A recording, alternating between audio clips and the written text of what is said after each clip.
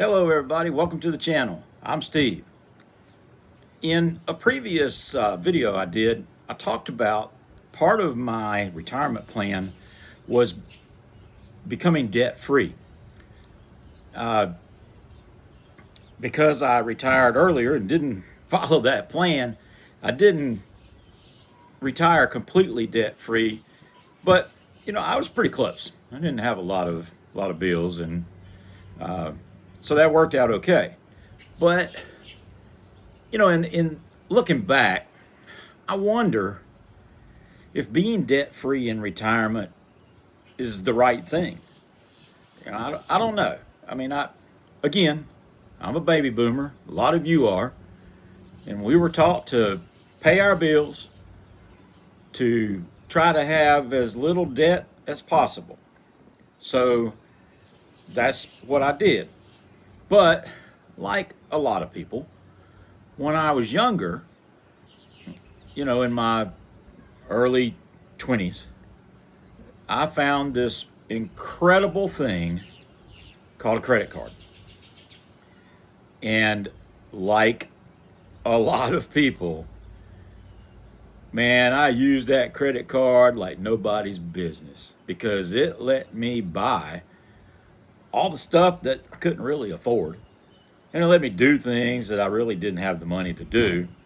And hey, I just had to send them, $60 a month or something like that. At the time, I didn't care that I was paying, a 14, 15% interest, which, by the way, that's cheap now compared to some of them wanting 27%. However, I didn't really care. I just was making the payments, and I got to do what I wanted to do. Throughout the course of my life, I kind of went through a couple of separations and divorces, and during that time, I had to start over. And if any of you that's had to start over for whatever reason, starting over takes money. And I wasn't making a whole lot of money back then. I was kind of between jobs, hadn't really landed in a career anywhere. And I just didn't have the money to start over. So, I thought about that credit card and I thought, hey, let me see if I can get another one. My credit was pretty good. I'd been paying my bills on time. Hey, you know what? They gave me another one. So I used that one a little bit. And then I got this thing in the mail that said, hey, we got an offer for you for a credit card. And I was like, heck yeah, sign me up. Before you knew it, I had about 5 credit cards. And not all of them were maxed out, but probably at least 3 of them were.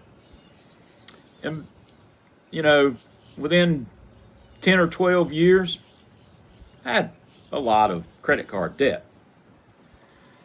By the time that I was moved up in my career, started making a little bit of money, more than, what I was at just a job, I actually was able to start working on paying those off.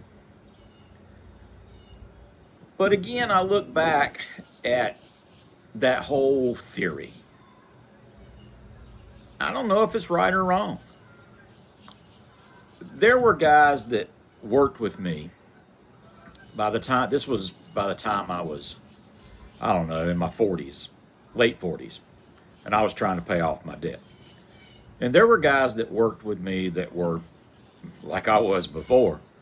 They were in their early 20s, and they were buying everything.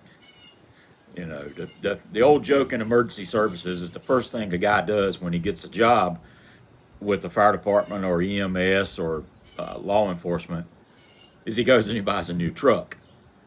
And that joke is not really a joke. It happens a lot because they're making more money than they probably ever made in their lives, and they're like, heck yeah, they can afford that $800 a month truck payment.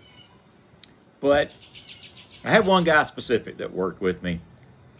Turned out to be one of my best friends in the world. He's very successful now, still in emergency services, and has his own business. But he was young, and he wanted the new truck, so he went and got him a new truck. And he went and got a new motorcycle about 6 months later because he wanted a Harley.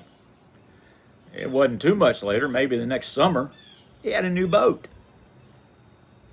Well, okay, I get it. You know, he didn't keep that motorcycle very long. I think he kept it for about a year. But when he got rid of the motorcycle, he took the motorcycle money and the boat and he went and bought a new boat. And consequently, after every year after that, every summer, he'd go buy a new boat. And I talked to him one day. I said, dude, I don't understand what you're doing. I mean, you're never going to pay this boat off because you keep trading and getting a brand new one every year. And he said, you're right, I'm not. He said, but here's the deal. If I'm going to have a monthly payment, then I might as well be paying for a brand new boat. He said, the payment's going to be about the same. I mean, he said, it might vary a little bit, you know, if I buy something nicer, but it's going to be about the same. You know, he said, so, hey, why not have a new one? Well, I laughed and said, hey, you know, knock yourself out. But I thought about that. You know, and maybe he was right. I had a family member who passed away, and I was the executor for their estate. As it turned out, they had very little money, and they had a lot of debt. They weren't married, so the estate wasn't that hard, but the way that worked out was everybody that she owed money to, they didn't get anything. There was nothing to get. I mean, this person didn't have a paid for home that could be sold to raise money, didn't have a lot of property, anything that could be sold. They just, you know, the few $1,000s that they were carrying in their bank account was enough to pay for a funeral and pay an attorney. And everybody else, they just didn't get anything. It kind of makes you think, makes you wonder, you know, am I doing this right? I don't know. For me, I tend to stick with the trying to be debt free. Now, obviously, there are things in this world that the average person has to go into debt for. A home, these days, a vehicle, unless you buy something really old, and even those are pretty expensive. You know, there are things that you got to go into debt for, and I get it. And hey, I'm right there with you. As far as the credit card stuff and all that, I don't carry balances on those. I work real hard and try not to spend more than I can afford to pay for at the end of the month. However, maybe there's nothing wrong with doing it the other way. I don't really know.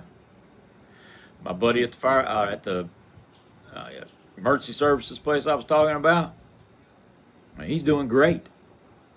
I mean, fantastic. Got a home, got a family. Like I said, he started a business, and he still has a new boat just about every year. So, who's to say who's right, who's wrong?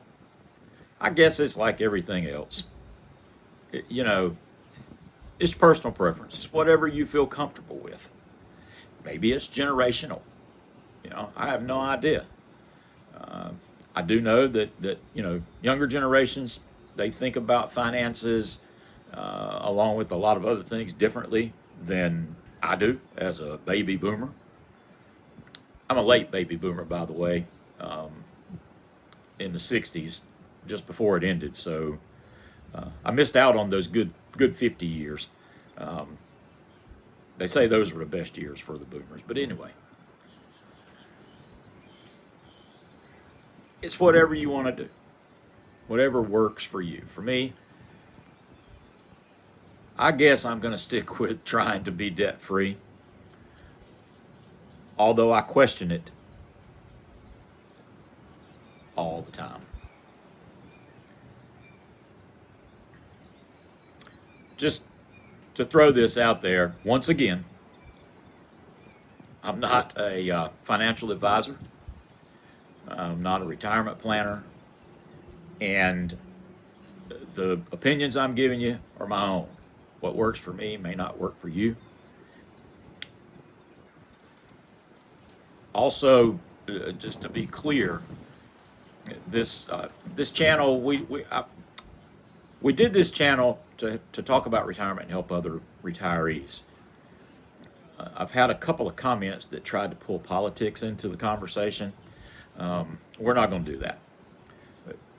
I have my strong political beliefs, as I'm sure you do, and I believe in your right to have yours. And this channel is not about politics. So just for the record, if you post something about that's political, I'm going to remove your comment because we're not going to talk about that. Same thing goes for religion. Again, you can have your beliefs, I can have mine. We're not going to discuss them because that just brings in a lot of negativity into the channel, and we don't want that. So if you don't mind, refrain from comments that are political or religious in nature. Other than that, throw out all the comments in the world you want to about being retired, about planning for your retirement, or anything we can talk about that's got to do with retirement. And I'd love to talk to you. I've actually already had some good conversations with some folks on the comments in one of the videos, and I encourage you to use that outlet to share your experiences. As always, I appreciate you watching. I hope you get something out of these videos. If you do, hit that subscribe button. I've noticed that, believe it or not, only 3% of my video views are from subscribers. So if you like that video, subscribe. It's free and it helps my channel grow. Also, hit the thumbs up and share it. If you know somebody that can benefit from it, share that channel to them, and let's work with each other to try to make our retirements better. I hope you have a great day.